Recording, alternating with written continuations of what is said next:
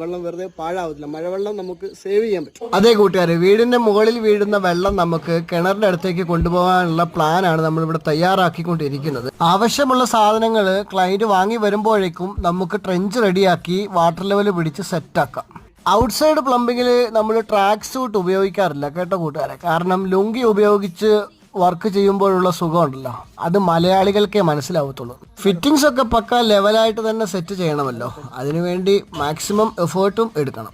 മണ്ണിനടിയിൽ വരുന്ന പൈപ്പ് ഒട്ടിക്കരുതെന്ന് പറഞ്ഞൊരു കമന്റ് കണ്ടിട്ടുണ്ടായിരുന്നു. അത് ശരിയല്ല എന്നേ ഞാൻ പറയത്തുള്ളൂ. ഇന്റർലോക്ക് ഇടുന്ന വീട്ടില് മണ്ണടിച്ചിരുത്തുമ്പോൾ പൈപ്പ് ഊരിപ്പോകാൻ ചാൻസ് ഉണ്ട് ഒട്ടിച്ചിട്ടില്ലെങ്കിൽ. വീടിന് മുകളിൽ നിന്നും വരുന്ന ഈ പൈപ്പ് ഞങ്ങൾ കിണറിനടുത്ത് സ്ഥാപിച്ചിട്ടുള്ള റിങ്ങിലേക്കാണ് കൊണ്ടുപോകുന്നത്. അവിടെ ഞങ്ങളൊരു ഫിൽട്ടർ സിസ്റ്റം സെറ്റ് ചെയ്യുന്നുണ്ട്. ഇതിൽ കൂടി വീടിന് മുകളിൽ വീഴുന്ന എല്ലാ വെള്ളവും കിണറിലേക്ക് സേവ് ചെയ്യാനുള്ള ഒരു ചാൻസ് നമ്മൾ അവിടെ ഉണ്ടാക്കിയെടുക്കുകയാണ്. Save water for better future.